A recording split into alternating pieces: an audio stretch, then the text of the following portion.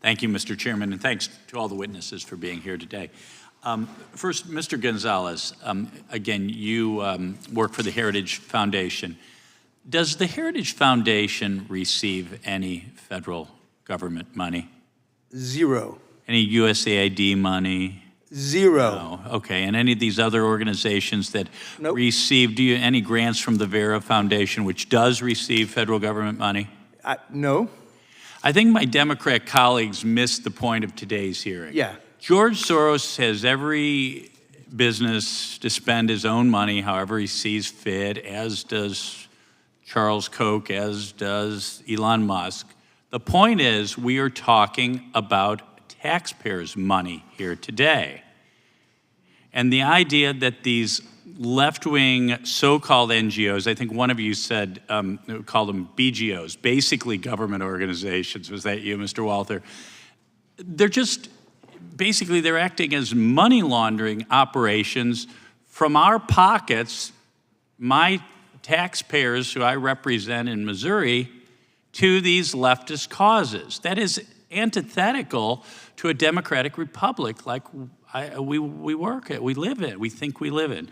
Mr. Walther, during President Trump's first few weeks in office, DOJ identified federal funding that was not being used as Congress intended. Many times I heard my Democrat colleagues say, well, it was appropriated, so this NGO or this government agency has a right to it.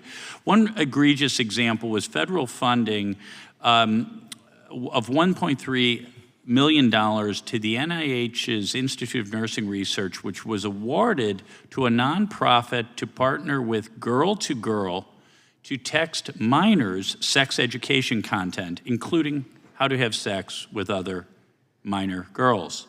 Girl to Girl's website encouraged girls not to tell their parents that they're taking part in this research. The federal government should not be in this business of doing research that parents would disapprove of. Going forward, we need to ensure that agencies are complying with existing transparency requirements. Now, this NIH grant was identified through usspending.gov, but most of DOJ's work was uncovering grant misuse that was not publicly reported. USAspending.gov was created by Congress through the Federal Funding Accountability and Transparency Act of 2006, which required OMB and Treasury to coordinate with federal agencies to publicly post federal awards on a publicly searchable website. But a 2023 GAO report found that 49 of 52 federal agencies didn't report data to USAspending.gov, and some of the agencies reported COVID spending that didn't match their annual financial reports. Mr. Walter, would you say that the current version of USAspending.gov is compliant with this law? No, as you point out, there seems to be evidence that it hasn't. Plus, there's a huge thing that needs to be done. The grants are not listed by the grantee's EIN number, their tax ID number, which would make it enormously simpler to find what you're looking for. Right. Oh, so you mentioned your website, dogefiles.org. Yes. I imagine it's fair for me to say that there are things in dogefile.org that I couldn't find on USA. Well, we used USA Spending to get it, but believe me, it's a struggle to use it. It needs to be much better. It was not easy. Okay. What can we do on this committee to ensure that agencies under our jurisdiction are complying with existing transparency requirements?